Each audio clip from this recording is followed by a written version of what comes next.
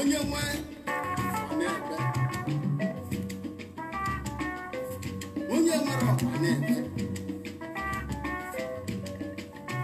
onye nwụta nwa na-ebe onye amụrụ amụ na-ebe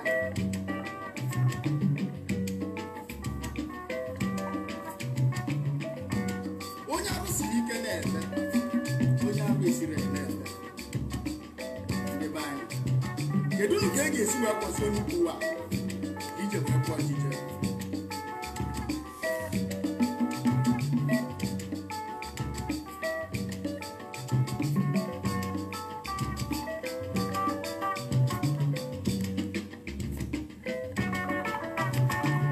Ụfọdụ si na ego bụ onye abebucha ahụ.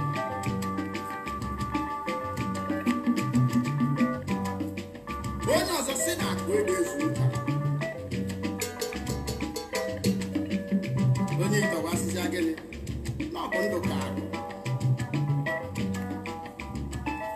A sịkwa na uche bụ akpa.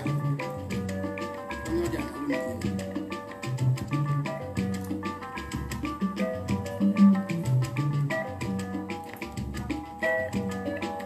Onye nwe na-ebe onye nwere ọ na-ebe. Onye nwe na-ebe onye nwe onye nwere ọ na-ebe.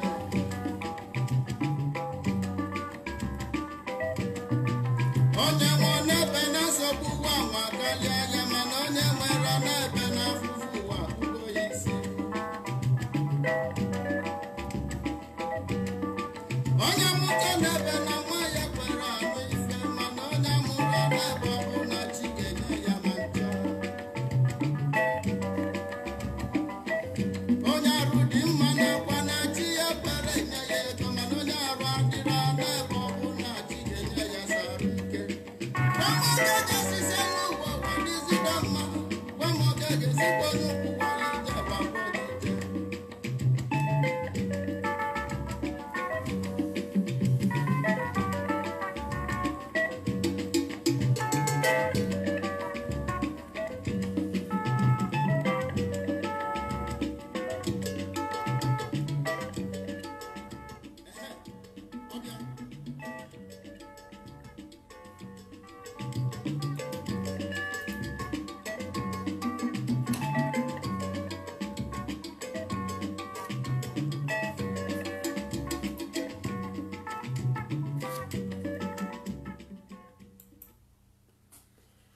ụmụ ibe anyị ekene unu, ndị ndozi ọdịnala nwanne unu nwoke nọ nso ekene unu. Anyị sikwa ka udo dịrị unu n'ụbọchị nke taa. Na anyị nwabụ ndị ndozi ọdịnala Igbo, na anyị nwabụ ndị kwere n'ihe otu kwuru. Ọ bụ anyị nwabụ ndị si na Igbo agaghị ana. Ịma anyị na-ekwu ya okwu otu ọ dịka egwuregwu. Ọwụ na ịga ha okwu ewere ụka fada na-edebe ụbọchị ụka. Ọwụ na ịga ha ụka 6 months ile ozuo interest nọ n'ụka. Try ya ịga ha ụka 6 months 6 ile ozuo interest nọ n'ụka. That is why ọ bụrụ na nwatakịrị eje ha akwụkwọ n'ala bekee, a ga-atụ the parents nga akpọpụ ya court, because all that steady rewind onye nwa na-eme, onye nwa na-ebute steady continuity. Ịghọtara? So ihe anyị na-achọ ikwu na in essence wụ na ịma na anyị na-ekwu otu a na Igbo n'ọbụ nyanwa ka anyị chọkwara ka ndị be anyị mata. Ịma anyị na-ekwu ya ụta ndị mmadụ che ma ọ bụ ihe okwu na-eri, because onye nna ya nwere ego, onye nna ya nwere ego na ọpụta, nna ya ebunye ya Mercedes ọ na-anya, nna ya ebunye ya nke moto ọbụla nke ọ chọrọ, nna ya ebunye ya. Ọ naghịzi eche uche, ọ naghị eche uche ihe ọma bụ ihe ọbụla gụrụ ya orie, ihe ọbụla ọ chọọ ije Amerịka oje, ọ chọọ ije ebe ọbụla ọ chọrọ ije oje. So ọ ghọtaghọzi ụwa si aga. Ọ bụ ihe na-eme ndị Igbo taa. Duto ndị Igbo adịgo used to one kind nonsense life. So this nonsense life now for them all look comfortable, but at the bottom of it all misery and tragedies ọ bụ ihe nọ na the under of that package ha ji. The package iji look so beautiful in the face, but under it is full of misery and suffering. Onye nwere anyị na-ekwu about n'Igbo anyị na-ekwu, ha anaghị aghọta ya because they are living comfortable in a dustbin, in a fake nonsense. Ha dị comfortable onye Igbo ọbụla na-ebe akwa. Nna nwanne check go die, onye Igbo nwere ego na-ebe, onye poor man na-ebe. Kedu isi ka ga-esi awa onye ejide onye ukwu wara? Ma poor man ma okenye na-ebe akwa, onye Igbo ọbụla na-ebe. Look at Peter Obi wu millionaire, ịnọsịrị iji ego ịnụ ha ka ọ na-ebe. Ịnọsịrị ji ego ga-ezu ndị village nni for 2 years, mana ọ na-ebe. So ọ bụghị about your money, ma gị ma ego gị so ọ bụghị maka ego. Ihe m ji ekwu destin na Igbo kara anyị mma nwanne, ama m na ọ dị ụtọ. To be a Christian is very sweet. Ọ dị very sweet and simple. Jesus Christ will come and take the disciples. Ọ dị very very easy to talk, but to understand ọ dị very difficult. Because how can you tell somebody na agwọ na-ekwu okwu? Ịghọtago ọsụsọ onye ma ihe agwọ pụtara ga-ama ihe ahụ agwọ pụtara, but majority of Christians ama ha dị ihe ọ pụtara. Majority of Christians ama ha na-enwe onye wu Moses. Majority of Christians ama ha na-enwe onye wu Christ. Majority of Christians ama ha na onwe ya wu Mary, na Mary ahụ nwaanyị ma nwoke. Nna nwanne, then how do you live comfortable in something you don't understand? Why ka a na-ekwu maka ya? That is the problem. Ọ bụghị maka house nwanne Sunday iyiri ezigbote akwa, ịpịa starch, iyiri brocade gị, ịgba ya starch, buru your concord, ụdị moto ọbụla na ị chọrọ amam nke ọ bụ ọ ime ya isi gị, mesie isi gị nnọọ nwasị ya mma, ị na-eje n'ụlọ ụka to go and make sure, because all Sunday ka ndị mmadụ dị during the week anyị na-azụ n'ahịa. Ịgba ịbụ ndị na-azụ ahịa, so during the week anyị na-aga ahịa, so all weekend ka anyị ji eshow akwa anyị, akwa ọfụrụ anyị nwa akwa ọfụ all weekend ka anyị na-eji eyihe. So it's kind of kind of culture. Ọwụzighị ije ụka onwe ha anaghịzi ụka awụzighị maka mind purification. No, ụka wụzi for cultures. Ụka ahụ culture. Fada na-agwakwụzi ọjị, nwezi ọkwa ọjị na be. Fada nwere ọkwa ọjị na-etikwu mmọnwụ. Fada na-etizi mmọnwụ na-awa ọjị. So ọwụzighị about nna ya ihe akụsago maka o si na dị anyị na-ekenegodo eke kere ụwa na ọnụ Igbo ka anyị na-asụ eke nke kere ụwa. Kene ndị ọkpụ na ndị egede, kene ndị mbụ, kene ikwu na ibe, kenekwe ndị ndozi ọdịnala Igbo, maka na ọha nwa bụ ndị ghọtara ihe a na-akọ. Maka na onye nụrụ eziokwu kwere, ọ bụ ya bụ onye ma eziokwu. Eziokwu adịghịkwa izi ikwere. Eziokwu is very difficult more than lie, because eziokwu enweghị massage. Okwu asị nwere massage. Okwu asị is hidden. Ezorie n'ime emotion, n'ime mmiri. Ịma na mmiri na-agitate. So okwu asị no under emotion. Ekwensu no alone. Eziokwu no alone. Eziokwu nọrọ onwe ya alone. Ịghọtago nọdị ebe ọ nọ gwi igwilo. No, that is emere isolated. Emere eziokwu isolated. Mana okwu asị achọrọ ya mma tesie pancake. So mmadụ agaghị amazi nke na-eme. Ịghọtara? So onye ọka nju egwu na eziokwu dị very very difficult to accept. Life and direct. Mana okwu asị nwanne, okwu asị bụ ikara bifo ị na-achọ ka ikwuo ya ekwuo sef, onye ọbụla ekwere ego na-akụrụ gị aka. Because okay, ngwa n'anya ka m gwazi unu one example. Ịnụgo egwu before, egwu na-agụ, ị naghị anụ ihe egwu ahụ na-agụ mana ị na-agba ya, ọ na-atọ gị. Enwere egwu ndị Yoruba, ndị Hausa, ha na-like P-Square. P-Square anyị onyinye mo ndị ọgba ihe a na-akpụ ihe onyinye. Ndị a na-ege even mgbe a dị si P-Square gara Kenya, ha na-eme ya eze na Kenya. Ha na-anụ ihe P-Square na-akọ ka ọ bụ final, ha anaghị anụ ya. Mana egwu aha ha laikiri ya na even na-agụ ya nwere ike ịgụchara gị egwu P-Square ha niile gụcha ha niile egwu ahụ agwụ but onwe single thing ọ ghọtara n'ime egwu ahụ exactly what ihe a na-eme n'ụka exactly ihe niile ha na-eme ebe ahụ na-atọ ụtọ a na-agba Krismas onye ọbụla eburu moto na-agba ịmakwa ndị Igbo na-anwụnụ during Christmas time ndị Igbo na-anwụnụ ka nkụ from Lagos Road ahụ ndị Igbo na-anwụ ebe ha dị too much just because ka a gaa village for 1 week nakwa back all this thing celebration Europeans na-again millions of euros ordinary for Christmas holidays, Christmas gift and all those Christmas market 500 and something million euros yearly for gain, or if not billion if I'm not mistaken. You got to go. So for the masters all business plan for ayụma wunde nkịtị all for culture.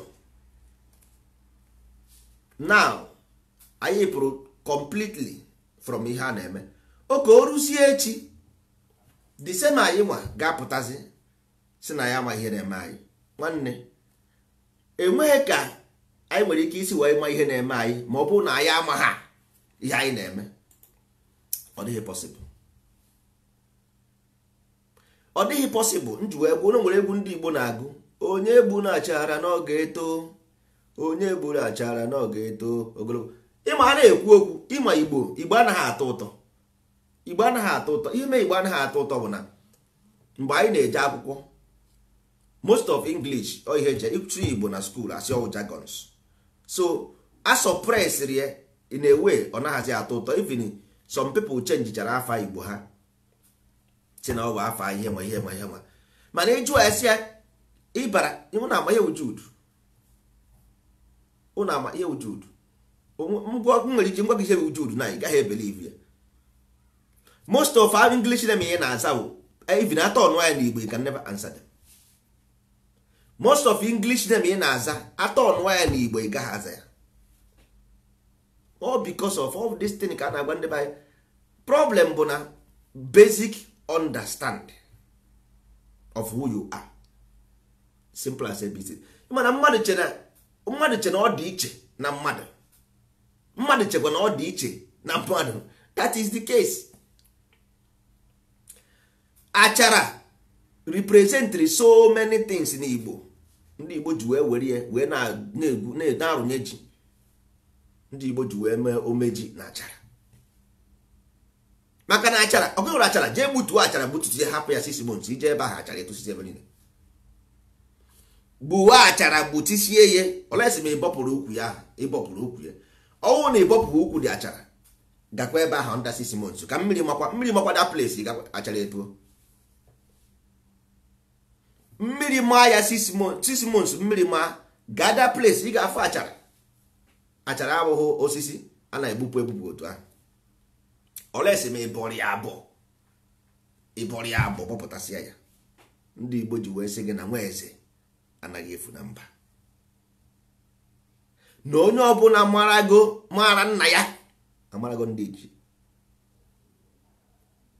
ndị Igbo na-ekwu okwu mana nwanne okwefuru ihe mere bụ na okwefu younger generation anyị their problem si na parents because why enweghị moto na-agba ịgba ihe dị moto fuel nyabagodi ya ka ifu ihe gị na ga-eje buru moto jebe Lagos don put fuel jos banye moto jebe Lagos agbaghịkwana fuel ka mmadụ ihe ga-eme before ị na-eru Asaba moto ga-akụọ njin kwụsị ịnya ọ gaghịzi move that place it's as simple as ABCD. Kedu ka mmadụ ga-esi amụsịa nwa gị bụ moto moto aha nwa gị aha bụ ga-eje moto gị ị ga-enwe hospital na village ụlọ nwa gị ị ga-enwe ọkụ na village ụlọ nwa gị ị ga-enwe mmiri na village ụlọ nwa gị ị ga-enwe ụzọ ọnwa gị ị ga-enwe good society ọnwa gị because nwa gị ma nwa ma anyị niile ya contribute to make the society good so ị choose ịhapụ nwa gị ka ọ na n'iyi ọ bụrụ na onye ọbụla nọ n'ala Igbo mana nwa ya bụ a contributor for this society nka ma ihe adị na mma mana onye ọbụla hapụrụ ya a sị na ewu ọha nwe agụụ na-egbu ya ụnụ amaghị ewu ọbụla ọha nwe agụụ na-egbu ya life and direct so kedu ka anyị ga-esi amụta nwa anyị ahapụ nwa anyị ọba n'akụkụ nwanne onweghị ike ime ịzụzi na kpọtara anyị ndị ndozi ọdịnala ka anyị zụba nsogbu adịghị kpọtara anyị ya na krismas ya na-abịa abịa anyị ga-enwe ihe a na-akpọ psychotechnics quiz na Igbo Heritage Center. Psychotechnics quiz na Igbo Heritage Center. This quiz based na ihe ndị Igbo na-akpọ ịka ihe a na-aka aka ịmụ na enwe ihe ndị nna na-aka mmadụ n'azụ ihe a na-akpọ ya abstract art nke a na-egbu egbu ịghọtago.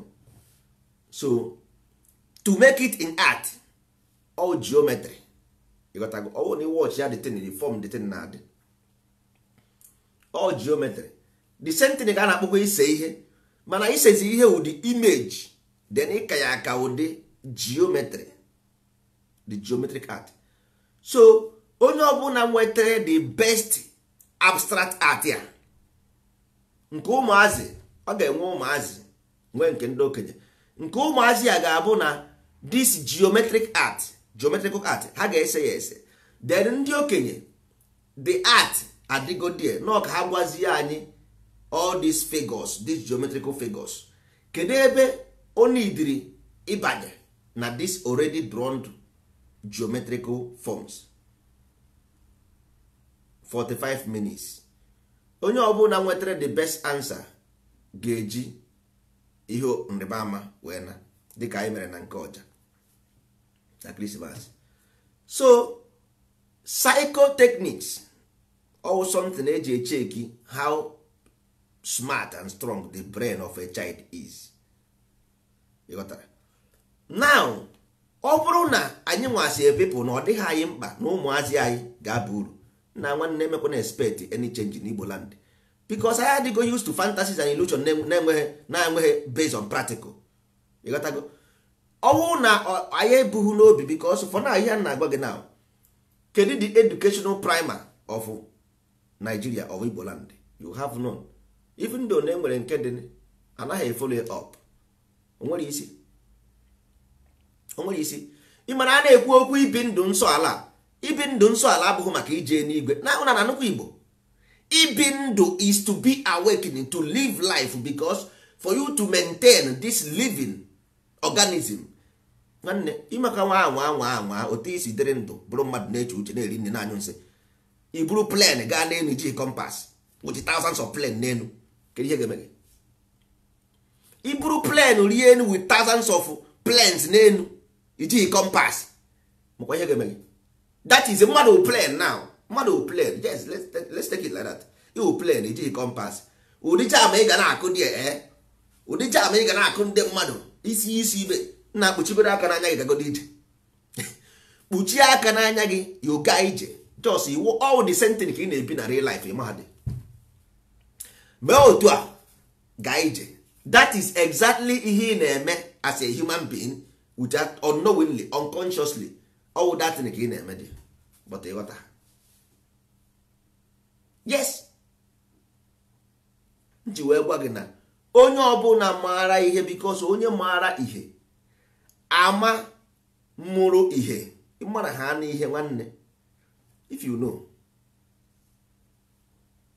in any circumstances nji wee gwa gị na achara ihe ọ sọrọ gị gbuo ya na ọ ga-eto any circumstances ụgbọ mmiri ọbụla nwere steering rodar ka a na-akpọ ya and this fan a na-etinye n'azụ ụgbọ onwe ụdị wave ọ sọkwara ya bụ ị ga-ama na-eji iwu manova because ị nwere steering ọwụ na osi ebe a na-aga ihigharịa ya the other side ikuku si ebe a na-aga because that's why in the west ha mere invent all the whole sports. Ị nwere nke na-eme wave na-ebu ihe afụ sports of ụgbọ mmiri a na-eme ụta wave na-ebu ha na-eme na wave ihe ahụ just mind cultivation. Ha na-anya bicycle to control the balance of the mind. Ha na-eme car to control the fear of the mind. Ha na-eme machine race to control the temperament of the mind. Na nwanne kedu ihe anyị masị ndị isi ojii kedu ihe anyị na-eme to make sure that na ụmụ anyị na-amụ dị strong for future that they can withstand this tsunami and this volcano and this things. Enwere ihe anyị na-eme maka ya?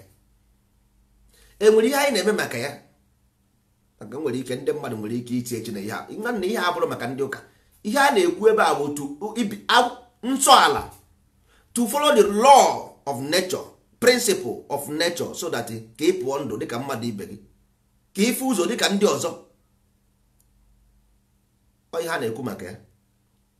Ifọ ndị mmadụ onye kọrọta uru ebe a agbụpịa amị anyị ịghọtago. So salmon anyị na-enye ihe ewu datin waya ahụ egwuru gị pụọpịa ha emere gị, anyị na-atọpụta gị na-agbụ. Ị chọrọ ife ihe apịrị apị fere onwe gị, who cares? Onye chọrọ ịma? Who want to know? Nobody cares. It's your own life. So ihe a na-ekwu maka it's your own life. Onwere nobody, even not even government, because government will some kind of the cabals ka mkpọ ha nọ with Nigerian name. I say all cabals. You got to go mafia business in anywhere. All mafia deal ka ọ bụ. So ndị nwa na onwe ga you are alone. It's a sad story. You are alone. Nobody cares for you. Nobody cares for you. Onwere onye kiara. Ihe ikwu this thing na-akpọ as social is sacrifice. Ihe a na-akpọ social, all this sacrifice, because in West ọwụ na ịma na these people na-etete ụra 5 o'clock rụgide ọrụ ha ụjaki, they have turned their own people into machine. Ha turn go their people into machine. That's why the women are suicide too much in Europe, because they are machine. Na-arụ ọrụ sọsọ ihe a na-emezi bụ ịrụzi ọrụ, enye gị moto enye gị ụlọ to tie you down, so that mgbe ọ bụla i rebel against the ọrụ, you lose the moto, lose the ụlọ. Abia a place ye gị in a high taste of life, support well with finance, so hold way forever and ever, nyezie gị life contract uruzie jake. So mana anyị nwa na onwe anyị nwere things to live better than these things, and we aspire a life I dị more better than. That's why we na nwanne onye nwa mere ihe yesiri anyị ike, because we aspire something we are better than. Because nwanne onye buru ibu na-achọ ka ọ fanye onwe na small hole, hole ahụ agaghị aba. Onye buru ibu na-afọ ọsọ onwe na small hole, onweghị ike ịba nwere ya. So that is the case. Ihe ọ ga-eme will corrupt our mind more and more, corrupt our mind more and more, more and more. So as every day time goes, days goes, we become more corrupt, more corrupt. Nwanne o siri ike ịchọta ezigbo mmadụ na Nigeria na nwoke eziokwu. It's very difficult inweta ezigbo mmadụ gịnị a ga-eme ihe ọ gara isiri gasị ma ọ gara izugo ochi, ọ gara igbugo gbaga ama. It's very very difficult. Every day ọ na-aka njọ, mana ndị mmadụ aghọta ha na this thing with simple education ka mmadụ ga-esi amụsịa nwa. Ọma ha na practical life a na-ebi ebi bụ na this nwa nyanwa with tomorrow for you. For you, this nwa with tomorrow. What is the plan? Ideberie ndị nkuzi na-enweghị primer of education to educate the child. Ndị nkuzi na-enweghị cultural thought. Ndị nkuzi na-amaghị ihe bụ akọ, ha amaghị uche, ha amaghị echiche, ha amaghị ihe mmadụ ịba uru, ha amaghị ihe mmadụ ịwa ahịa, ha amaghị ihe mmadụ amamihe, ha amaghị ihe efu. I were nwa gị the future of your own seed and offspring, haba ha n'aka buru ọkada jewara. Haba n'aka buru ọrụ trọk amam nke ị na-anya ma moto ka ị na-agba ijewara. Were nwa gị, your own child. Ka ezi ihe iji mụkwa anya. Why did you born ị na-achọ nwa? Ị chọrọ gaa na Cherubim and Seraphim, ifo. Chọrọ gaa na Assemblies of God, ifo. Ị chọrọ gaa na Sabbath, ifo. Ị chọrọ gaa na nke dibịa, ifo. Ị chọrọ gasị ebe niile, at the end of the day mụọ dị nwa. Rube 10 years kpọjie ka o je kube nwa na nke onye ọzọ bụ abụghị na nke onye ọzọ. Na ka ezikwenu, then why did you give birth to this child? Onye m na-ajụzi. Ebe ọ bụ na destiny, future na-eche this child with destiny. What is the purpose of giving birth to this child if the future for this child is this? Ka ihe na-achọ, ka ihe na-ebeziri akwa na-emụhụ nwa. Why are you, ka ihe na-ebeziri akwa na-emụhụ nwa? Na achọrọ m ịma isi na nwunye di gị na-ara gị nwa dị gị n'afọ na ịtụ ime ofugo, ịtụ ime ọnwụọ, ịtụ ime nka. Ịma na nwa ahụ achọghị ịbịa ụwa ahụ. nwatakịrị achọghị ibi ụwa, o nwere ihe ịkwadoro ya? Kedu ihe na-akpọtara ya? Kedu ihe na-akpọtara nwa anyị na-amụrụ nwa? If there is nothing, you see why we talk about ndozi ọdịnala. Ifugo why anyị na-ekwu maka ndozi ọdịnala? Because country ahụ ị na-afụ ọ dịghị well structured, ọ dịghị well, you are on your own. Ọ bụrụ na ị nweghị a system like this thing, because ịmana sometimes anyị na-ekwu okwu ndị be anyị, ọ na-adịrị ha easy, everything na-adịrị ha easy, but at the end of the day ha enweghị result. Because why? Ha amaghị ihe ha na-eme. O nwere a na-ekwu okwu ọdịnala Igbo, ndozi ọdịnala, ndị mmadụ echena about self glorification, or about I want to be Igbo, I want to do my own Igbo things, Igbo eten. Nwanne ọ bụrụ only that. The thing is that anyị aghọtaghị ihe ha na-eme, because there is no reason why nna nna anyị ga-eji wee mara so many things we don't know anything. Nwa eze adịghị efu na mba. That means enwere ihe anyị na-eme na-adịghị mma anyị na-anaghị emete. It's as simple. Mmadụ ikwu onwe ya eziokwu. Nwa eze anaghị efu na mba. It's as simple as that. So ọ bụrụ na nwa eze fuo na mba, that means o tufuru ọfọ nna ya. Nwa eze fuo na mba, da bụ na o tufuru ọfọ nna ya. So only the chọọ the key or the compass of the road, because ọ dịghị possible. And mmadụ ọ na-ebu nna ya ụzọ amụdị ọkpara. Mmadụ anaghị ebu nna ya ụzọ amụdị ọkpara. So ọ bụrụ na ndị isi ojii nọ this kind situation, nwanne life abụghị about slaving or no slaving. Ọ bụghị about life. Mind, your mind can enslave you. Your mind, go with your mind. Your mind will put you in a jeopardy that you can never even see light till the end of your life. This is your mind. Maka na asị na onye osimiri fụrụ okwu ya ka ọ na-eri. Onye osimiri fụrụ okwu ya ka ọ na-eri. The condition ọ bụla ị nọ n'ụwa, nwanne, there must be solution for it. In every condition, ji wee gwa ụnụ na achara, ihe ọ sọkwara gị mee achara, the achara must grow. Achara ga-etoriri. Olesi ma onye na-aghọta. Ọ bụrụ na ịghọta ka ụwa si aga, ị mara na enweghị any condition, nweghị sickness ọ bụla nwere source of it. Because ọ bụrụ na enwere medicine for diseases, that means a study go disease wee mara medicine a ga-eji wee cure ya. Ya wee process. You have to study a disease to know the medicine ị ga-eji wee cure ya. It's as simple as that. Kedu ka anyị ga-esi wee nọdị bụrụ mmadụ chefuzie ụmụ anyị na mụ amụ?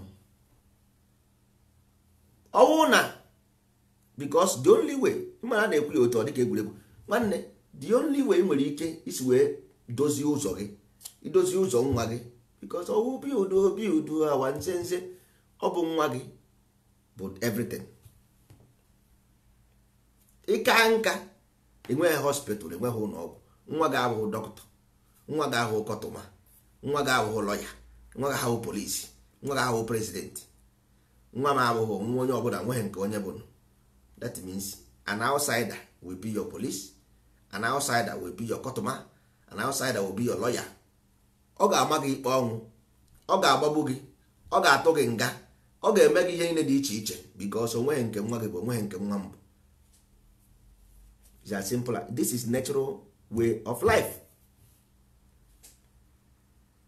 So ihe a na-ekwu maka ibi ndụ nsọ ala, ịghọta ha na ya, ihe ndị ndozi ọdịnala na-ekwu maka ibi ndụ nsọ ala, ịma na ya abịaghị ebe anyị si my ancestors way. No, because yesterday is nothing but memory.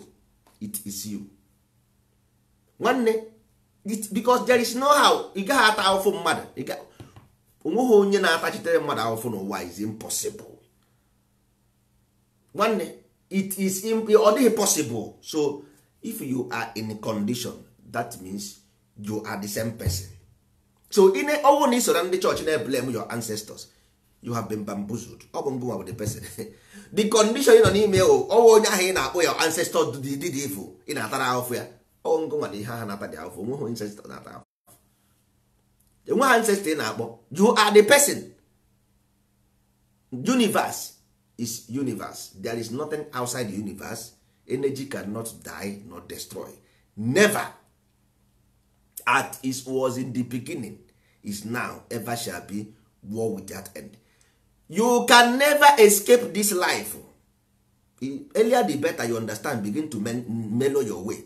It's better for you, because we have program to be received. Human being is being programmed to send and receive. So earlier is better, because chemical will be still going round until the chemical formed. All na form, all na this chemical out, because man, everything about human being is to become higher human being. All na reach that level, one nigga cycle with this thing. After the body, on the Bible say na Ken gburu Abel. Emma, how many years Bible? Oh God, na kai were not the 200 years. 200 years ago, Ken gburu Abel. 200 years ago. Oh God, not 300 years ago. Na Ken gburu Abel. That means in mgbe aka na egbu kwe. Aka na egbu eji m Bible mara ụna atụ. That means oh God na omeghe n'eziokwu, mana edere ya ede. Edere ya na akwụkwọ. That means ọwụ na onye ahụ uche ruru ebe ahụ na egburu mmadụ. That means na na-egbukwe mmadụ. So that means jekwa jee gụọ akwụkwọ tide 1300 1200 ị ga-afụcha na egburu mmadụ ebe a anụrụ ọgụ wụọ. So this ihe abụrụ Newton.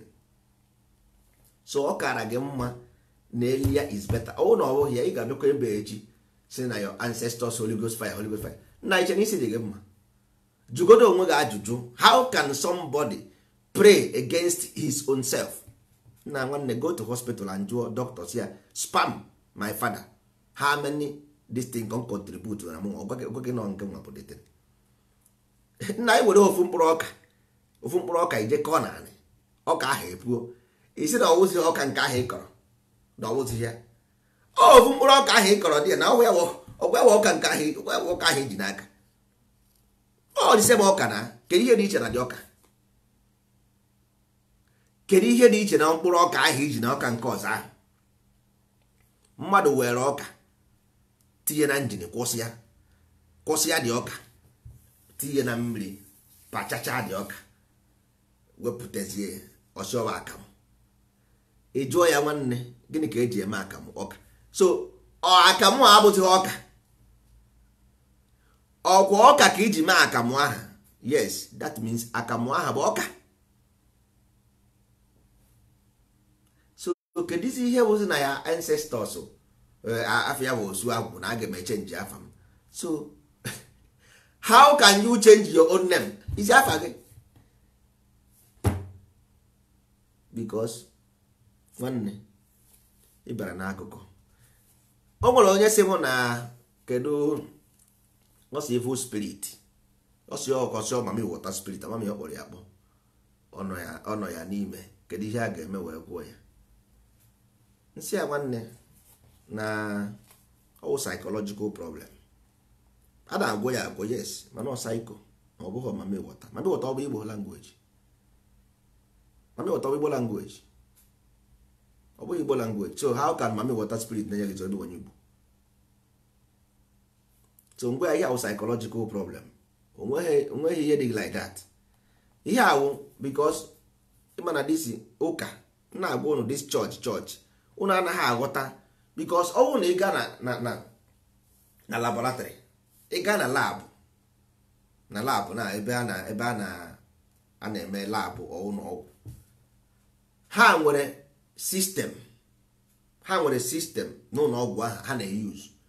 Ọwụ na ịkpọrọ nwatakịrị bịa ebe ahụ na ha na-esie nwatakịrị ahụ ọwụ na enweghị afọ asị ọ virus. Go and do your own research. Ha na-esie nwatakịrị ahụ ọwụ na enweghị afọ asị ọ virus, and that virus enwere general medicine. Echeki ma isi ọ na-awa ya, enye paracetamol. Echeki ma o nwere kind of any infection, enye antibiotic. So ya o general talk. So either na enyere antibiotic or enye paracetamol for pains, ma ọ bụ na isi na-awa ya. But a ga-asị gị na ọ nwere virus mana ọ dịghị contaminated, because na-echeki go na onweghị any antibiotic case. asị ọ dịghị contaminated, so agaghị enye antibiotic, a ga-enye paracetamol. Ọsọkwa ya wụ n'onwe fever, as long as na kọmputa read go ya, onweghị any disease ọ bụla kọmputa kwuru na ọ na-eme the person. So now for the moment enweghị anything apart from virus. So the same program ka ndị ụka na ndị pastor na-use. Ịgaruo ebe ahụ ịgwa ha anaghị asị ha na your problem bụ ọ na-eme gị ole, ọ na-eme gị ele. Nwanne ọwụ ịnụrụ dị na mmiri, ịnụrụ nwaanyị na mmiri, because ihe ahụ psychological problem, so that are using psychological program for you, because ihe a dị ka package, ọ package ka ọ. So ịbịa ha na isi na asị gaa na that place na kọrọ this the same man this thing now, next thing ọ ga-asị na ajọ mmụọ na-enye gị nsogbu. Just go and try it, just gaa there try ya. Ọ ga-asị ajọ mmụọ na-enye gị nsogbu, ọ sị na evil spirit na-enye gị nsogbu, ọ sị ọmama ịwọta na-enye gị nsogbu, ọ sị na nwaanyị na mmiri, ịnụ dị na mmiri. The same thing, evil spirit, mama ịwọta, ndị na mmiri, nwunye na mmiri, onwe ihe dị iche n'ime. Onwe ihe dị iche n'ime, all the same program. So nwanne ihe ahụ psychological program. O nwere because psychology, psycho spirit. Psycho means spirit, because human being is spirit. Because ihe okwu yi na-ekwu movement ya over electricity, the moment the electricity disappear from your body, you die. So once we say psychological problem, ọ bụ ihe a na-agwa gị as a spiritual problem. So ọwụwụ spiritual cure, because there is nothing like a spiritual cure. Or psychological cure, because it's a psychological problem. Anything psycho is a spiritual problem. But ọ bụghị a spiritual problem because o nweghị any solution through spiritual problem, unless ma ị ghọtara ihe a na-agwa gị now, then you begin to solve your problem. Ịma mmadụ one I solve go their problem by telling them truth, and as long as they accept the truth, the spirit begin to change, because spirit will automatic, ọ na-take place once asị na onye kwe chi ya ekwere. Once you send the signal, the right information to spirit, the spirit will rearrange it and make it reality for you. You begin to live it as life. Ọwụ na i believe na ị nwere mami water spirit problem, your spirit will accept it as truth. Then your spirit will create this fantasy mami water problem. It begin to happen to you. Ị na-afụ ihe dị iche iche, ị na-afụ ndị mmụọ, na-afụ ihe dị iche iche. Ị nwere ike ịlahụ ụra isi na 100 story building dapụ, ị ga-adagide, ị gaghị eru anyị itete ịma na isi egbo gị ha taghị. Yes, because ị gbago the spirit na-ekwe and the spirit eme agree. Spirit eme na agree, ịgwara ya na ome agree. Ịghọtago? So ọ bụ ihe ọ bụla ị gwara spirit gị ka ọ na-eme, ihe ọ nọ to form. Spirit na-eme and to make form. Ịgwa ha anya ọfọmụọ ya ozugbo, mee reality, save way into your system. You got that? So all those things will dangerous game, because ọ na enweghị spiritual problem, ị gaghị aga na nke pastor for deliverance.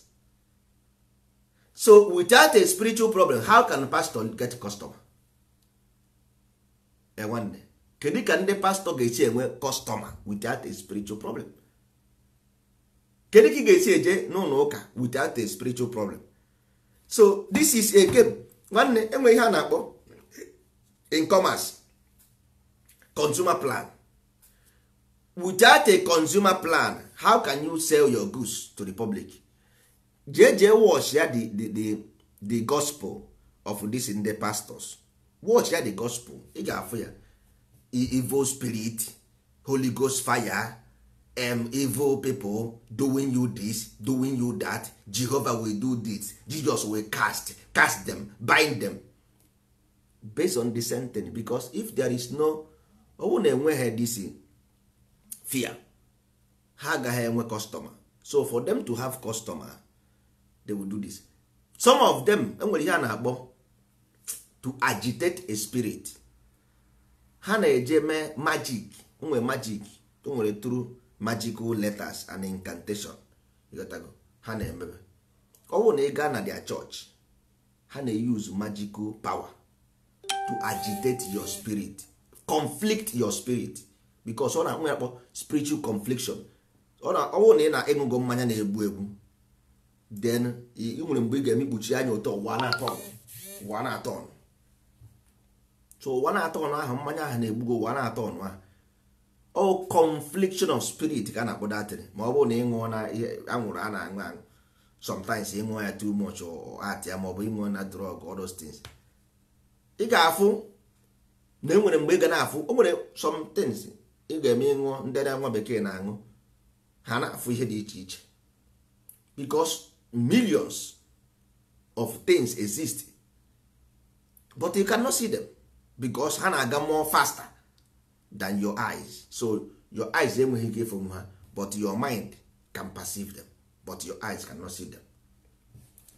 So these things no ebe ọ bụrụ na ngịnwa na onwe gị as a human being je koro datin konye n'isi gị, these pastors ha goro this thing they go most of them ama ha gaa na nke ndị mmadụ ha nara ha ego mere ha the thing to control other energies then send it ona emezi that your spirit or conflict or mgbe ahụ ifuru ha na art ninja. All these things are practical known, they are practically known. That's why njikwa gị ọ ka mma iji n'oge tie ebe ahụ pụtara iji n'oge because afụbeghị m onye gara that place with a problem pụtara with a solution. Ị ga-emegide ree anị gị ree ihe niile ị nwere ma still your problem never solve. Ntụasị gwa m ị ga-ere everything ị nwere ihe gị niile you will sell them all. Ebe ị na-achọ enwere ndị ga-eme ije asị gị weta key moto gị weta akwụkwọ anị gị and ọ ga-eme gị ka film. Ị ga na otu a ndị mmadụ eburu akwụkwọ moto ha desa na tebụl were ka ha desa oruo na ya dọsịchi ya egbuo ya ọmakwụma wee mee. Enwere ndị debere ka moto ha ruo na ya dị that is ọkwọ ha n'isi o were speki moto na-agba ruo ebe ahụ ozugbo n'anya moto ya ka dị ya o were speki obedi moto buru na-agba si ihe nke ọgbakwa aka were ka moto ya desa n'ụlọ ụka. Gịnị ị bịara ịchọ nwa ijighị moto ijighị anị gị ijighị tụfịa agwa. Kedu ka mmadụ ga-esi eje n'ụlọ ụka oche ijere ịchọ nwa ọ ije isiri ihe na-esiri gị ike ihe ọ bụla itiri aka ọ naghị aga iruzie na nke onye nwe na-ekpesara na nsogbu ị nwere nsogbu ọ sị gị debe ka moto gị ofu moto fọrọ afọ ị nweghịzi ihe ị na-eme ịdaga ogbenye ị nweghịzi ihe ị na-eme sọọsọ ofu moto gị fọrọ afọ ọsị gị dosa gị and idesa isi m na ihe agba aka idesa ka moto gị chịrị akwụkwọ a na gasa isi m na ihe agba aka nna nwanne onye sị na m na-atụ asị go and do your own research. Isi na m na-atụ asị this thing nwere ka na-ekwuche na egwuregwu this is real nwanne ihe a bụ real of this is ya wụrụ manipulation or lie against anybody because anyị nwabụ ndị nsọ ala enweghị ihe asịgidere mmadụ asị why a witness go bụ ndị o mere I have witness ndị o mere life and direct ọ bụghị nke a na-ekwu asị na a na-ekwu iru ebe ahụ asị ịgasaki iruzie na ya dị asị o nwere ike ọ bụrụ na i jere alone nwunye gị eso gị wee je iruo na ya dị ọgwụọ gị ezigbo ịba mana most of time nwunye gị na nke ọsọ nwaanyị na-akpọ mmadụ eje ebe ahụ most of ndị mma jere eje ọ nwunye ha ọtịa nna anyị ọkwa a sị na disi man na-arụ ọrụ ọ ka ije tara ka ije tụọla ọkụnụ nna anyị ka ije ntụọla ọkụnụ ọ sịgide gị nna anyị ofu mbozi okoro gị ga-akpa iru ebe ahụ were anya ihere ọ sị gị desa anya ihere na ị ga-ewu na ịchọrọ na ọwụ na ihe isi ike ịchọrọ ka emebisie ihe niile na ya akwara gị ibu mmiri 200 enwere ka na-ege anya na amaghị ihe iwe ọtụrụ na na-ege anya onye a nwere ike iwe ọtụ o nwere ime nwere ndị buru ibu ha na-edisivu mmadụ ọsị a ga-akwara gị ibu ndị mmiri ọwụ 200,000 cash ọwụ na enweghị 200,000 disaki moto gị ọsị a ga-ekpochi onunu na afụrụ ọnwụ a ga-ekpochi onunu den ikpochi onunu nwere ike iri gị 150,000 plus 200,000 ọwụrụgo 350,000 350,000 sụsọ okwu na abụ ikpochi onu n'ọnwụ nya ugwere 350,000 enwezighị ụmụ ihe ndị ọzọ dịgasị agha ego agbagote nwere ike befe emechara na ọrụ 1 million naira ijere ya anyị ịma egwu ha n'okwu ọnwụ gịnị ka a na-akọ kedu onye Igbo ga-eme oche na nke mmadụ na-agwa ya okwu ọnwụ ọ ghara iri ya atị gwagodim kedu onye Igbo ọ ga-eme ọtụ ụkwụ na nke onye pastọ ma fada ọsị ya na a ga-ekpochi onunu ọ ghara iri ya atị onye na-ekpe ekpere ndị ọchọngaloko oje ha n'ebe ahụ ọsị ya na a ga-ekpochi onunu ọtị gịnị onye ka ọ ga-eme onye ka ọ ga ị ga-echebezi igini ị gaghị arahụ ụra abalị dadi nweghị ike ịrahụ ụra abalị maka ị ga-asị ihe onye a na-ekwu na ọ bụ eziokwu ka ọ bụ asị ị ga-ajụ ihe ị gara azụzi isi onwe gị azụ kedu ihe a ga-eme kedu ihe a ga-eme onye ga-awụzi ajụjụ gị ị gara asị onye kpụtara onye esi gị bịawa ọ bụrụ na ikpochighị onunu onye mana igbochikwa na-ekpochie onye mana ebe ọ bụla ọtọ ekpochi onunu na ihe a dị mma ka ekpochie dị onunu nwanne ị ga-akwụ ụgwọ onye ejela ụka mmụọ nsọ o nwere nwanne anyị nwoke tinyere onye ejela ụka mmụọ nsọ arapụtara m onye esi gị jee onye ka nna dọrọ ụnụ aka na ntị nwanne bịa na ndozi ọdịnala bịa gere okwu nke Chukwu okwu nke Chineke nke eji apụ ndụ nke eji apụ uru ọ bụghị nke eji ahụ ahịa ọ bụghị nke eji eje eluigwe ọ bụghị nke eji eje ọkụ mmụọ mba nke eji apụ ndụ ka eji ebi ndụ nsọ ala wayo a sị na ọ dị ka ọ dị kpọsa ọ dị ka ọ zatụrụ enwere ike ọ bụrụ na iwu victim ya ka a na-ekwu because a sị ya ebe a na-adụ nwa nwere nne ọdụ ka nwa na-enweghị nne na-amụta ihe anyị ji ekwe na Facebook ka ndị mmadụ nụrụ ka enu na na-agbara ya aka mbe ụmụ ibe unu emezina ya ọ dịghị mma enweghị mami wọta na-achụ gị na spirit gị na mami wọta bụ ofu spirit gị bụ ajọ mmụọ spirit gị bụ ezigbo mmụọ spirit gị bụ ewu spirit gị bụ nkịta spirit gị bụ mọnki spirit gị bụ anwụnta spirit gị bụ ihe a niile pọta ọwụ ka isi wee debe ute gị ka ị ga-esi dina onye nwụrụ anwụ ọ mahazi ọ bakwana n'ime ihe ahụ ị na-ekwu onye nwụrụ anwụ abana n'ime space na ọmazi ihe a na-akụ so ị nwụọ kedụ ebe ị ga-anọ ịba na space na yes na ahụ ga-aba n'ime anyị iji ebe 100 years ị gaghị afụzi the body ka ebe the body nọ onye niri n'ime anyị after 100 years ị gazie efuzi ọgbụgbụ ka ekwe the body ịchọ ịkwụsịa dị ọgbụ iwere otu a wụọ n'elu aja ị gaghị amasị nke bụ aja ị gaghị amasị nke bụ ọkpụ ịkwụsị ọkpụkpụ mmadụ na were ya ndị a na-eme nwe ndị na-eme kremeti ndị mmadụ nwụọ n'ala bekee a na-eme kremeti ọ ntụ ewere ntụ ahụ ganye na mmiri ntụ edisapia otu a life and direct so ihe bụ one of these things ị na-agbara ọsọ because your body bụ a temple ihe ọbụla ị build within this body ọ bụ ihe ga-perceive as a human being no na-perceive is na this thing is dangerous for you by believing it you create it so mmadụ na-agwazi gị na ọ naghị eme exist ị nweghị ike believe because for you ọ na-eme exist yes but true ọ naghị eme exist but ngụnwa na onwe gị ọ na-eme exist yes because you created it ngụnwa created ya ọ bụ ngụnwa you created your thought all those things you na perceive as thought and imagination you create them ọ bụ ngụnwa ya ka m na-agwa gị so that's the reason why m ji sị gị no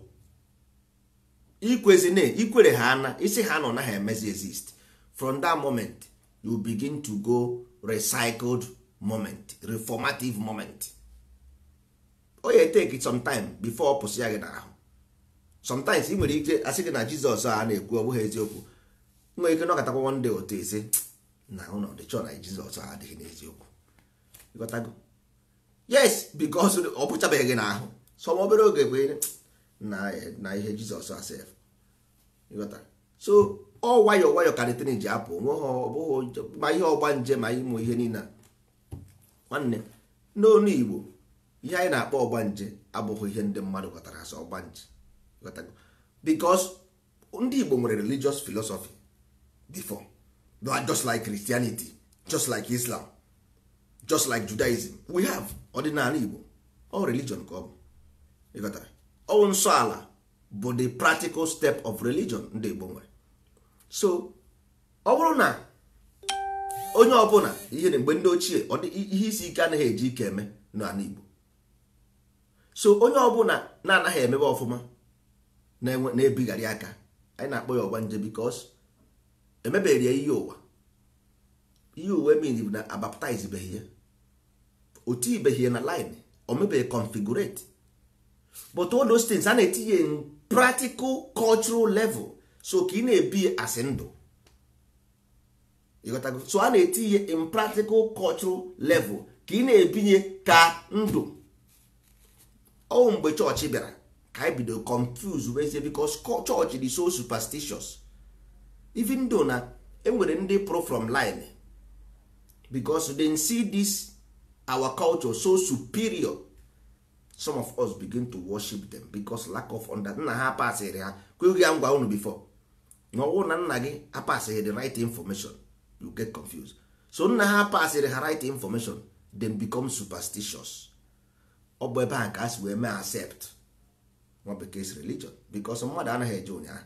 Had it been na you are not superstitious, enweghị ka nwa bekee ga-esi enye gị ihe apịrị apị buru n'efe. No, all because already if olugo you have fallen. Had oyiga onye ichie ebutere Jizọs na Virgin Maria o buru n'efe, onye ichie agaghị eme ihe ọsọ ife ọzụchakwa ya ị na ọwere kpọọ ya ọkụ. Ndị nwa bekee jere India, ha jere Pakistan. Mgbe ha nara from India, kedu ihe mere? Ndị India ọ na-eme, ndị India bụrụ nke ha ruo na China, ndị China chụọ ha ọsọ, ha ruo na Japan chụọ ha ọsọ. So ọ bụghị about superior not superior, is about superior argument. Ọ bụrụ na ihe nwere zuoro gị, onye ihe nwere zuoro anaghị eje oshi. Onye nwere ihe zuoro ya anaghị eje oshi because onwe ezuoro ya. So all superstition butere interaction of religion a na-eme na bai. If you are not superstitious, ị gaghị ewere that thing. It's impossible. It's as impossible as ABCD. Ọwụ na ịdịghị superstitious, ị nweghị ike iwere that thing. All that superstitious a na mere eji eme ọgbanje a na-ekwu today.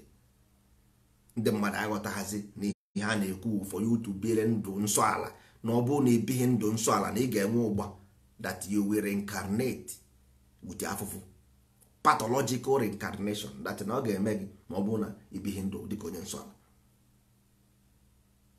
But ndị mmadụ wereziri Christianity superstition tọnụzie into omenala Igbo, ọghọzie part of our life. So onye ọbụla isi na-awazi ọ na-agba na nke dibịa sị aka ọya ọgwụ, egbuo ya ataghị ya na nwanne ya na-akọ ya ọgwụ, nwanne ya onye na-anaghị emewe ọfụma ọsị na nna ya ji, onye na-anaghị eme ọfụma ọsị na nne na-eje. Nwanne gị ji ọwụ ngụ nwawo nna gị. So ọwụ na ị naghị eme ọfụma nna gị ji gị, ọwụ ngụ nwawo nna gị aha ji gị. Wepụ aka enwe n'ofe tupu ọwa aka mmadụ. Wepụ aka enwe n'ofe tupu ọwa aka mmadụ. Ị gaa n'ime ahịa, ụdị ekworo na obi ọjọọ nọ anyị n'ime sefe. Ọwụ na ọfụnwe onye kwuru today na group anyị ọ sị na ọwụ na obi n'ọwụ ihe anyị bụ n'obi na ọya ka ndị mmadụ na-eme anyị n'ife because obi mmadụ chọrọ njọ. Sọsọ ndị ghọtara, only people who understand these teachings will free their mind from this evil possess. Sọsọ ndị ghọtara bụ ndị nsọ ala, ndị ndozi ọdịnala nwere ike free with this mind. If not, you cannot. Ọ dịghị easy to free. You cannot. It's not easy. Not even church, not even religion, not even. Sọsọ the teachings of the ages ghọtara ihe a na-akọ. Or how get free with the mind from this bondage, because your mind is in bondage. You are living in bondage. In a live in a bondage, but you don't know it. Teach us, man, eziokwu. Eziokwu, you are living in bondage. And mgbe ịghọta ozi ọma ndị ndozi ọdịnala wee firi ya onwe gị ma ikwu ma ibe ma adịghị ma harị I can see them. Ana m afụ ha everywhere. Ha chekwa na ha na-abara onwe ha uru. Ana ọ bụghị abamuru ihe ahụ. Ọ bụghị abamuru. Ịba uru dị iche. Ịba uru ke ka mmadụ ga-esi na asị na aba. Okay, ụmụsị ya nwa for example na ịmụrụ nwa. Ịma na Chinefo na-eji every year isi adịana 1 year n'afọ gị kwuru ngwa na onwe kwuru na adịgo 1 year n'afọ gị ngwa n'ezie n'anya mgbe ahụ adịrị 1 year nwa ahụ mụrụ ama adịana 1 year oke chi ya na-efo ị na-agbakete asị okenye ị na-achọ ka ị nwụọ ị bịa na nwa gị anya ọ dị 5 years ọ dị 10 years ọ dị 2 years ọ dị 3 years nobody knows ngwa now all the whole 180 years ya ibiri and if for the condition eji wee bi dị ndụ kedu the condition nwatakịrị a ga-esi ebi asị mmadụ mgbe ndị ochie nna mmadụ ndị nna na-anọdụ otu a na-akụziri ụmụ ha ihe maka ndụ maka life what will happen ihe a ga-confront even though na ha amazighị information but to basic knowledge of life so that ruo echi nwatakịrị a ga na-echeta ya but most of ndị kịta yo ga-asị ya na Ifeanyị butere mpa ya moto rụọrọ nna ya ụlọ elu o mepụrụ ihere n'anya na ya dị disappointed with you ka ihe ọ bụrụ na ebe ahụ na-adịghị gị mma ngị bịa ka nwanne nwa ya nke ọzọ jee sọsọ ihe a bụ ihe ọ na-eche ọ bụrụ na ị nyeghị ya ego ọ tụọ gị iro o ruo echi disman nwụsịa echi pụtakwa ebe a ọzọ bịa ịta ahụfụ nke o mere eme ọ sị na nna nna ya ka ọ sụrụ ya nna nna gị ka ọ sụrụ gịnị ka nna nna gị ka ọ sụrụ ọ bụ ngụnwa bụ onye nata dị ahụfụ nweghị nna nna gị nata dị ahụfụ because you see the world with your naked eyes. Onye nyụchiri nsị ụzọ na-ezu ijiji ọ bụ ngịnwa nwanne nobody onweghị onye ọ bụ you are the person. So ịnyụchie nsị ụzọ nweghị ebe ị na-agbanarị ya n'ọsọ ịnwụọna isi taa nwụgịrị jee ebe ya akọm ihe ozugbo ahụ ị na-anwụ ọjọọ so ịgasịa recycle mmiri zotu ya mmiri mecha evaporate rie enu udu mmiri me ha na ojiju efugbe orituo asịrị onye ji ihe nwata wuli aka enu olobe ọ ga-ewetu ya most. So ndị agha bụ ndị ghọtaranụ nkụzi nduzi ọdịnala ha dị ka achara ihe ọ sọrọ gị gbuo ya igbusie ya the next morning mmiri zo ha na ijekwe n'ukwu achara ahụ ifu nke obere acha green ọtụpụta isi ha chere igbo anwụgo onwezi onye chere na ndị mmadụ nwere ike ịnọkọta nnọọ kwuo na osu the birth of Christ.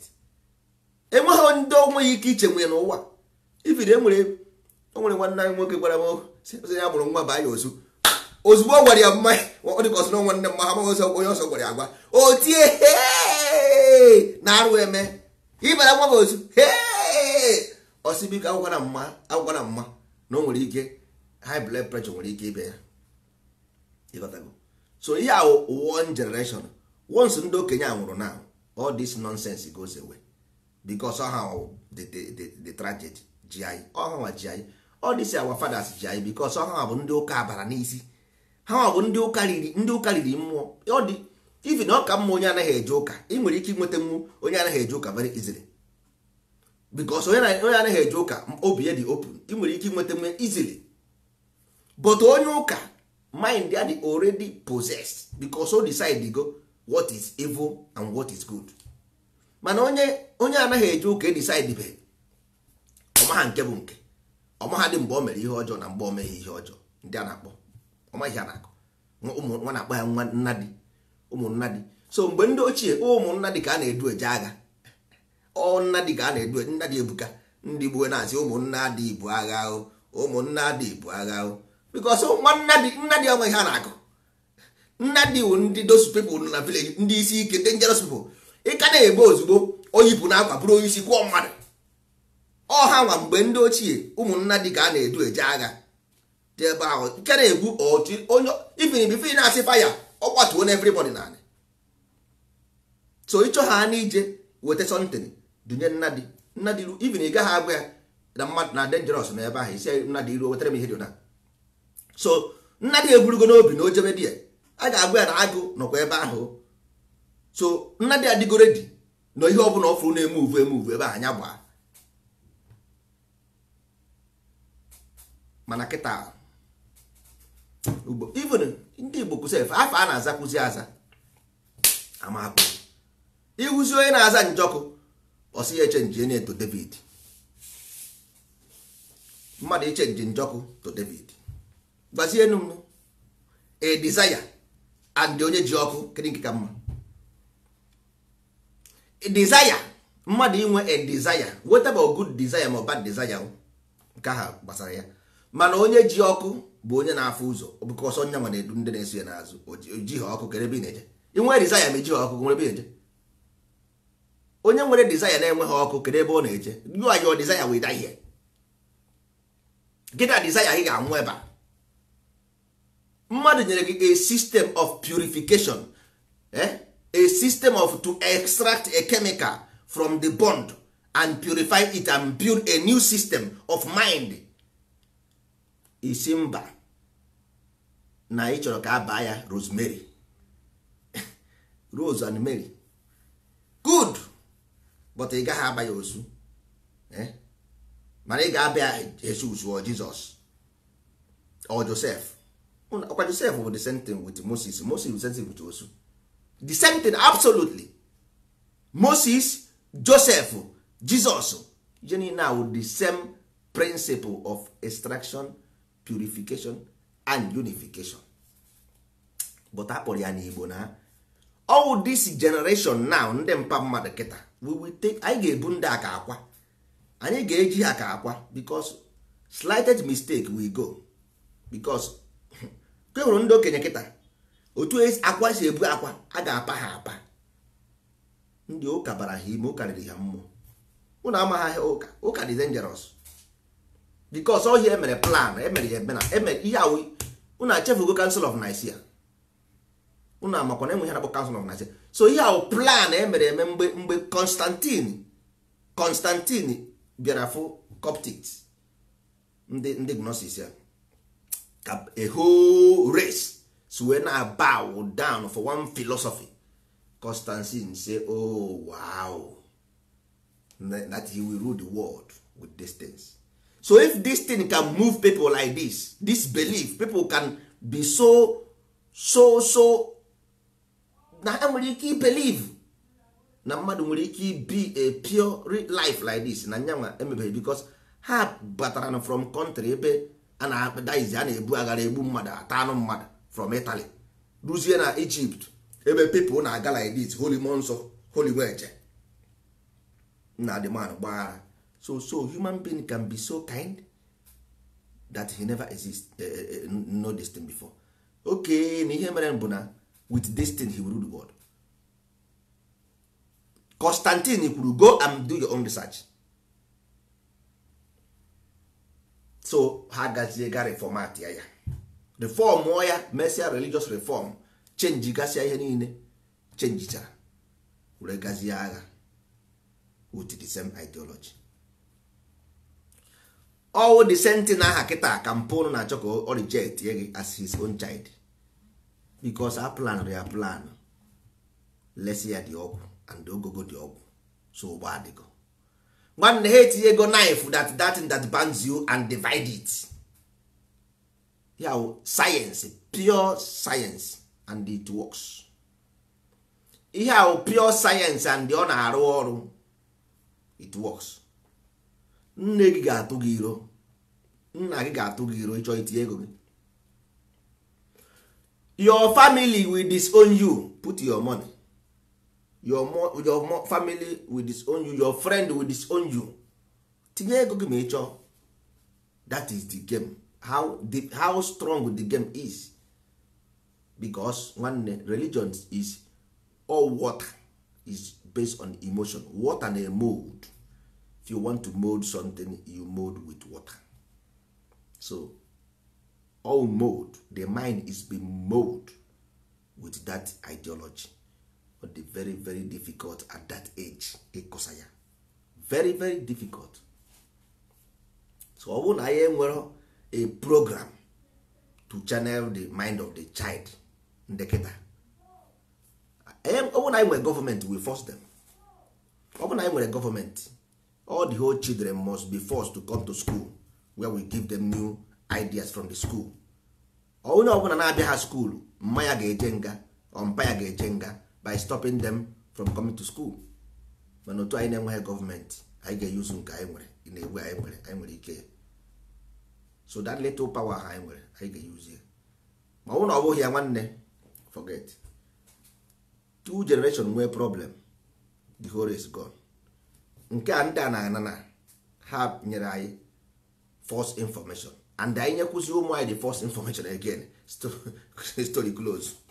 I pass ha na ụmụ anyị this rubbish information, them close, life and direct, because nature don't do like nature anaghị change 2 generations. Nature cannot stand it. Nature enweghị ike standing with 2 generations, is impossible. Nature can only stand 1. The second one, ikuku buru obodo. It's as simple as ABCD. So ụmụ ibe, dịka isi wee na-ekwu na anyị nwawo ndị ndozi ọdịnala Igbo, anyị nwawo ndị kwere n'ihe otu kwuru. Onye chọrọ ịma maka nsọ ala, maka na anyị nwawo ndị nsọ ala ka anyị na-eme, anyị na-ebi nsọ ala. Anyị nwawo ndị bịara for reformation of ọdịnala Igbo, to reform it, because o sonyego aka n'ogwu. Onwe ka ị ga-esi nna maka na before church, ọdịnala Igbo nọ dị before church. So ngwa chekigoro ihe church bịachagoro, all the whole concept nọ na our ọdịnala, ndị church mere ya the opposite. Ndị church si ọwụ afọ ọjọọ, afọ ndị mmụọ, afọ arụsị, afọ ọgwụ, afọ ihe niile. So ka ị ga-esi ewerekwa the sentence pasiara nwa gị without reform, because some people will misunderstand. Ebe ọ bụla ndị church a change chago these names, change chacha ihe niile, resizie ya ụmụazị. How can you this imekwa ihe again kwa without ịgwa ụmụazị the proper meaning of all these things? You must. You gaghị apụtasịrị ịbụ onye ọdịnala je na-eme ọdịnala, gịnị ka ị na-eme? You will end up doing ihe ndị church na-eme, because ihe mawo the system na-arụ ọnụ n'isi most people na-ekwu maka ọdịnala ụka. So the same thing ụka aha kwuru against their ọdịnala. So ha na-eme ọdịnala ha asị ifu na o nwere evil power nọ ya n'ime, ha chọrọ use evil power nọ n'ime ọdịnala wee fight ya nwa bekee. Ihe ha na-eche, ihe niile a na-agbagharị bụ ka ha were the evil power nọ n'ime ọdịnala wee fight ya nwa bekee, not knowing that na all the same people aha ha nwa na onwe ha na-achị destroy their own country because they want a superstitious power na anaghị eme exist anyway. Because nwa bekee gwara ha na that thing bụ ihe ọjọọ. So okay, ihe ọjọọ, let me take the ihe ọjọọ and fight them. That is it. Ha anaghị aga that place na ha na-aga ka ha mara ihe, ma ha aga ka ha mara ihe nọ n'ime. No, none of them is going there to know what is there, because ha believe na this thing bụ arụsị somewhere, some natural force you cannot see, superior than everything, superior than Jesus, superior than God, superior than everything. Yes, na iwe a na-egburi okotoko ewu, eburu ewu nwere abụba, a ga-eri wee rijuo afọ, eburu jeje gbuori ha apịrị apị na-akọtu. So the same mistake ga na-emekwa, the same mistake. Now, okay, how can you pass this information to your children? Because mgbe ndị ochie nwere nụ nze na ọzọ court na nwere ike nga court na nwe amaala court na nwesie ndị eze ala court, nwesie court dị iche iche na-feed the political structure of the land. Na akịdị court nwere ike feed, because nwanne you can never.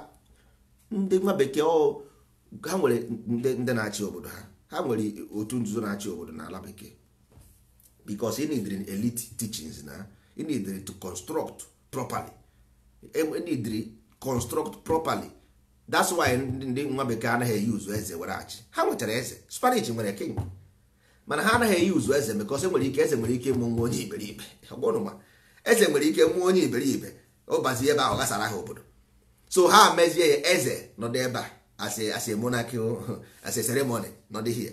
Ha werezie the best in the society wee na-achị, so that ha nwee ike ịdị free wee nweta the best among the society ga-represent the country, because ha nwere ike ime na eze. Ọ bụghị iwu bụ na eze ga-amụ onye ma ihe, cheki enye na eze nwere ike mụọ onye iberibe ka ihe a ga-emezi. So ọwụ na eze wụzi prezidenti na ọwụ na eze nwụọ na nwa ga-abụ prezidenti, eze mụzi onye iberibe nkọ ka ihe a ga-emezi. So onye nwa mere asị mba, eze nọdụ ebe a ka anyị jee chọọ ndị isi dị mma biko, kama ka anyị na-akwụ ụgwọ every month. So ndị Igbo na kedikwenu disi ndị aga na-atụpụta atụmatụ ga na-achị obodo ha. Ọ dịghị izi otu anyị si wee che yo. The life is not people mgbache ego. Ọkwa mmadụ rụrụ plen a, onye rụrụ plen marazi ego ga-esi na-eche uche, onye rụrụ plen na-efe n'elu. So ifili na ọwụ na this government of the world ji ego ha ma onye rụrụ plen a, ịma ha na ha ga-akpọ ya ka ọ tụọ ihe ala oge ji wee deceive oge. ịma ha na ha nwere ike ịchọ ndị ịmakwa submarine na-agba n'ime anyị, submarine na-agba n'ime anyị. Ọ mmadụ rụrụ ya, ọ mmadụ rụrụ educational system that is develop the guy rụrụ the thing. Even this rocket a na-ese ndecha ọ bụ educational system. Ngwa chekizie n'iri standard of education zụrụ onye rụrụ plan. Ọ ndị aka gị na ha na-ama n'aka, ndị gị na ha na-ama n'aka bụ ndị mere educational system develop a child na build these things. Ordinary institution ka anyị were zụọ ụmụazị anyị, ọ na-afịa ya ahụ. Unu mana Rothschild Foundation, daman most of ihe na-eme n'ụwa ọ ya na finance ya ihe nwa bekee na-eme, because o nwere ideology and push towards it. Ndị Igbo one nwere ike ịpụta sị let me sponsor this thing.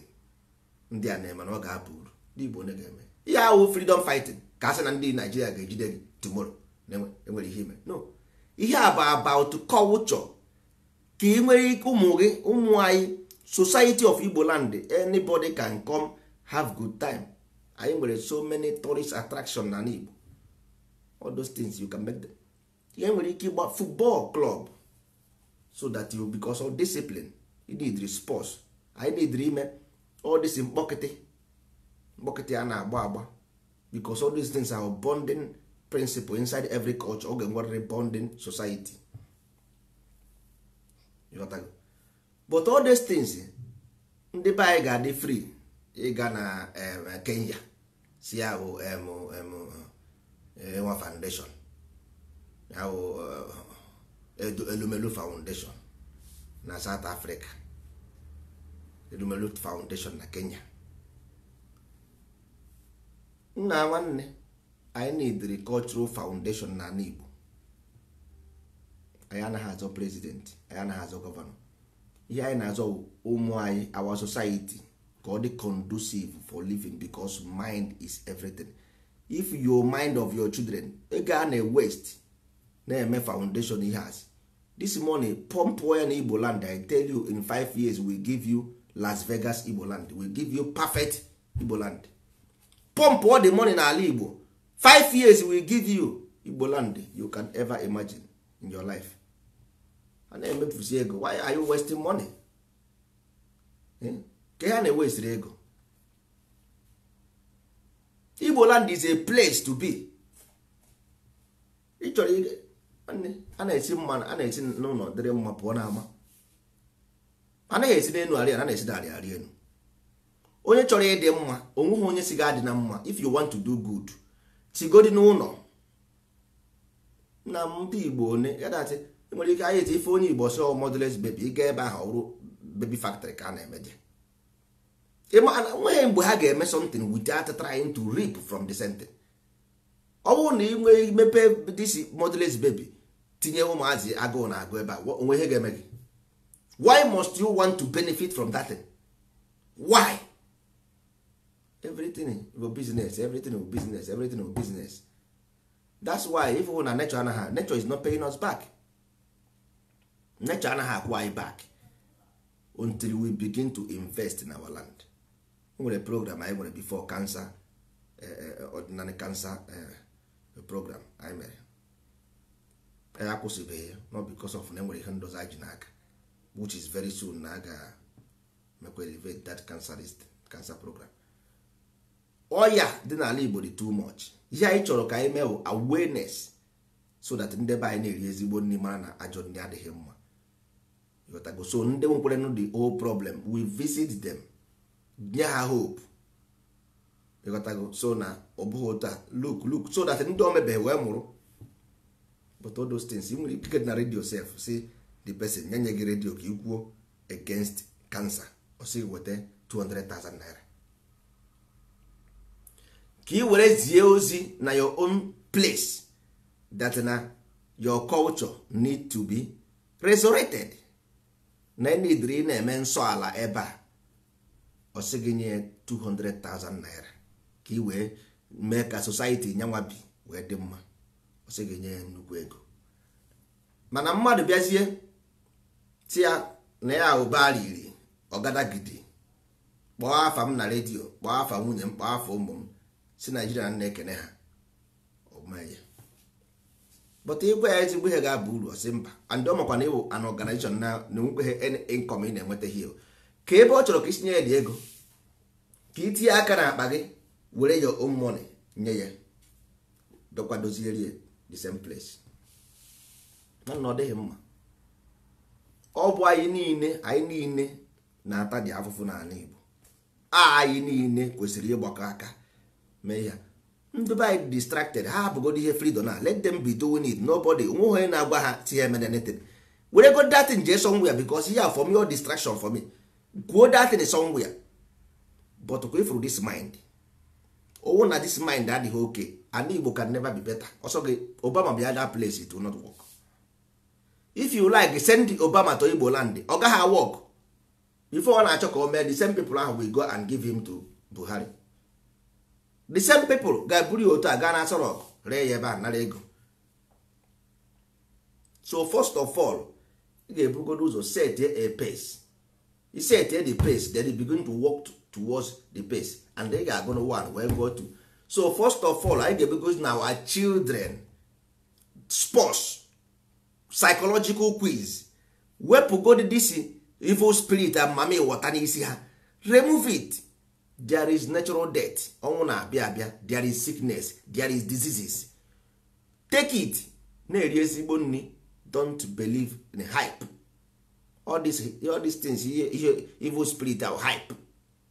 Ụka amụma ụgha ejezina ụka amụma ụgha ndị a bụ ndị wayo ha na-egwu wayo ha na-edeceive gị ha na-eme agitate your spirit makes you believe in nonsense na-abụrụ eziokwu and at the end of the day hurt your own spirit.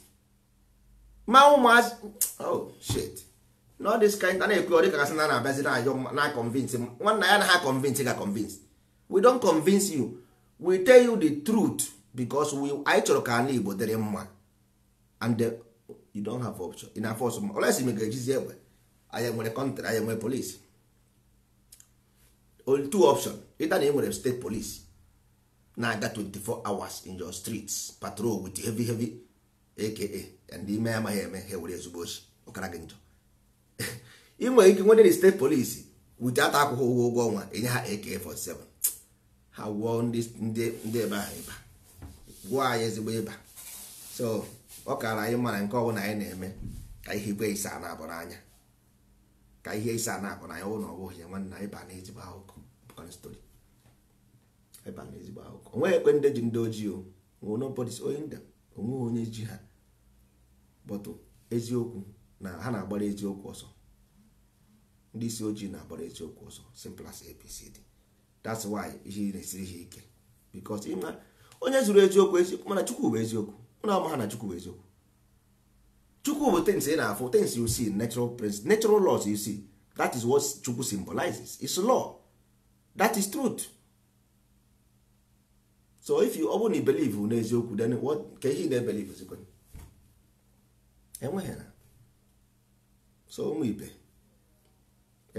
ọ ga-adịrị anyị na mma ka anyị na-ekwu tata bụ na ihe ọ sọrọ mmadụ ya mee na osisi achara ga-epuriri enwe ihe ga-akwụsị ya as long as na ịbụ onye amamihe maka na onye amamihe na n'etiti ndị amamihe ọ ka esi eme n'ụwa ka esi eme n'eluigwe.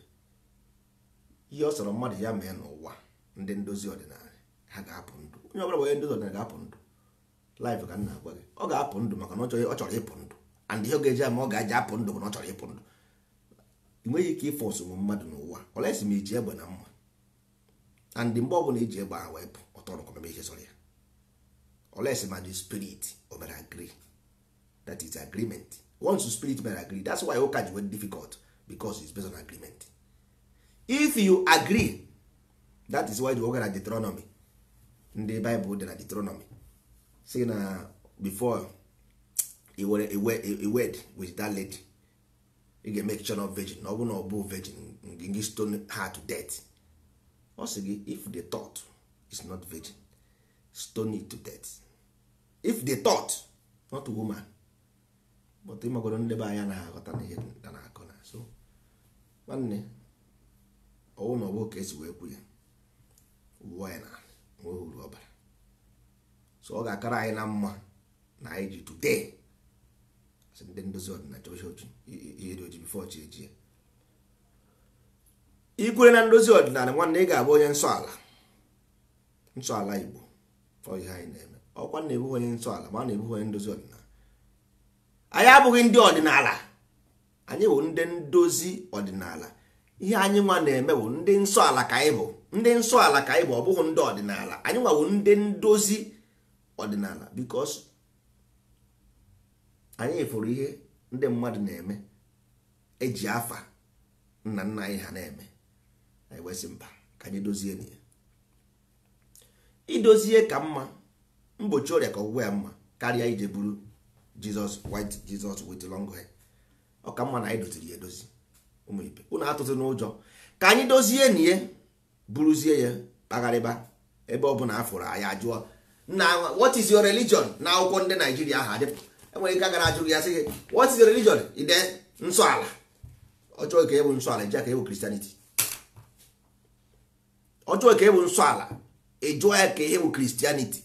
Ọ sịgo life of Christ isi ya Christ kwa gịnị nsọ, ọkwa ihe dị asọ Christ kwa ọ dị asọ isi ya nsị ahụ onye nsọ ala so adị m asọ. Christ dị asọ ịmaghị ya mana mụnwa dị asọ ịma m. Which one is better? Then why should I tell you now I'm Christianity? Ahụ m enyo nsọ ala nsọ Christ unu na-eso ọkwa sị ọ dị nsọ ọ dị asọ. Anyị nwa na onwe anyị bụzi dị asọ na onwe ya ka ihe na-ekwuzigbe. Anyị nwa bụzi ndị dị asọ. So what is better? Onye nke asị na asị ka ọ bụ nke ịfụrụ n'anya. Make yourself the temple of the living God. Become the Christ. Bụrụ onye nsọ ala. Na-ekwuzina ka ndị na-edisivu gị na what are you na-aga ihe ndị na-atara mmadụ isi ebe a. Code nonsense ebe ya. Bụrụ onye nsọ ala, jezie gwazie that man, gwa ọga gị, gwa nwunye gị, gwa di gị si ahụ m onye nsọ ala biko ana m worship na Igbo Heritage Center. Ana m worship na Igbo Heritage Facebook. Mgbe ọbụla e nwere service come and worship with me. Ọ iwu bụ na a ga-eje n'ụlọ ụka jebe ya. Anagwanye ebe a gị na-eme. If ime ya ebe a Chukwu agaghị anarị ya.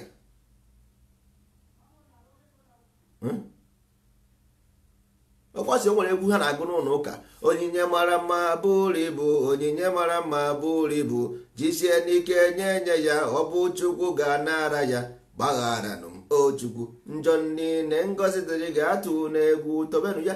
Nwanne, the only way to become righteous bụ imekwa ihe ọjọọ nsogbu adịghị, mana ọ bụ if you stop the ihe ọjọọ, if you stop na ekwentị because there is onwe ka things si arụ ọrụ n'ụwa. Ọwụ na ịkwụsị ime the ihe ọjọọ, then the balance will come. Equal balance will come. Ịtasịa dị ahụfụ, the njọ will go automatically. The njọ will wave, but you must pay for it. You got to go. Onwekwe ihe na nothing goes for nothing. You anything ọbụla ime n'ụwa ị ga-akwụ ụgwọ ya. But at least gị openụ mpenụ ọ mgbe ị mejuru oju ite ịma na ihe ọjọọ na-eju ite iko gị ju ọkara gị njọ. Ọka mma na anyị na worship na Igbo Heritage. Enwere ihe ị chọrọ inye ndị chọọchị jee nye ya ndị Igbo Heritage na ala Igbo ka e were eje chọọ ndị nwere kansa nye ha, were chọọ ụmụazị anyị na-akụziri ha akwụkwọ n'Igbo Heritage Center. na-akụziri ha maka omenala Igbo, na-akụziri ha ihe gbasara agwụ, ihe gbasara osu, ihe gbasara mmụọ, ihe gbasara amaala, ihe gbasara ndị ọkpụ, ihe gbasara ndị egede, ihe gbasara ọkpara, ụmụada. Ụmụaka ya amara ihe gbasara Igbo. Nwanne ọ dịghị mma na inyere ndị ego a ewere eme destiny. Look at ụzọ anyị rụrụ na Nnewi, dozisie ụzọ. Very soon anyị ga-ebido this community service. Anyị pụta anyị kpochasị everywhere, dozisie ya, dobara ha drone of dustbin ebe ahụ. Onye pụta otinye anyị fe ya every Saturday, anyị eje tụfuo ya. Soon I will start that. So kedu ọnọka ha mma na ị na-eme destiny were ego nye pastọ o were gojegoro private jet n'anya. Ịmakwara Chukwu ga-akpọ gị ọkụ. Chukwu ị ga-eso weta ahụfụ ya because you contributed to that man destruction.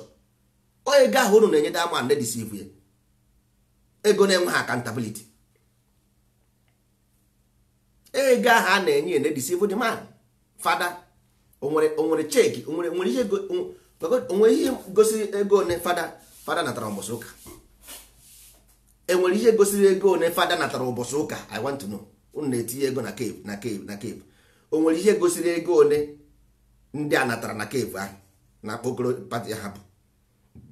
Pastọ ahụ na-enye ego niile ahụ na-atụ. Kedu ego one da man natara na Sunday ahụ? Nobody knows, only him and his wife.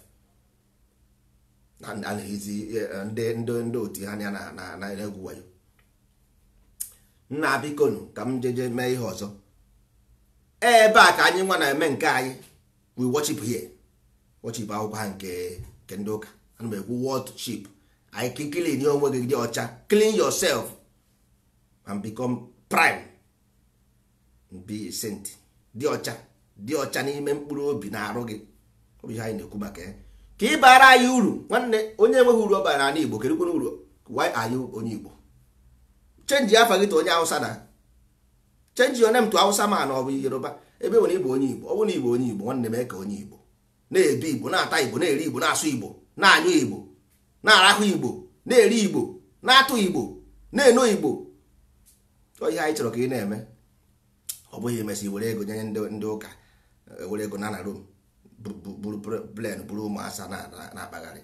Mba, nwanne wetara anyị ego aha na Nnewi. Wetara anyị ya na Nnewi ka kpọtara anyị ụmụazị gị. Bring them. Free education for nursery school. We don't collect any finding from anybody. Nursery school, free education. December quiz will come. Psychotechnics quiz.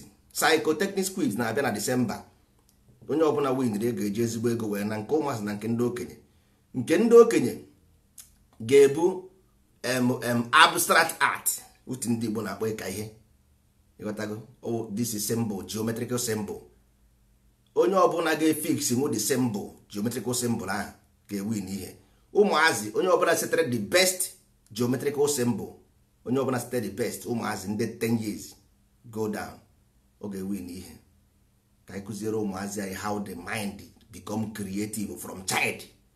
Na ka anyị na-ekere ife, ka anyị kụziere ụmụazị anyị ka ha si eke ife, ka ha bụrụ ndị okike ma ha too.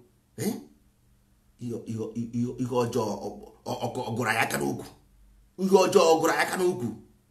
Nwanne, ka anyị pụọ n'ndụ, ka anyị mee ihe dị ka mmadụ. Because ọwụ na ime ekweghị o, ikwekwa m na nwa bekee mere nke a mee nke ajụkwa m. Aba ajụkwa, unless me prove you wrong. I prove ha right. Ekwe m n'ihe ị na-ekwu. Unless you show me that we are capable of doing these things, then I will disown them. As long as you cannot even be your friend of your brother, you cannot even support your own village to develop, ikwu that in ruo ebe nọ gị were aka asọkpọ m gị anya. Ị gaghị ekwu aja m gị isi n'ọnụ, ọbara eju gị ọnụ. Udo dịrị ụnụ ụmụ ibe.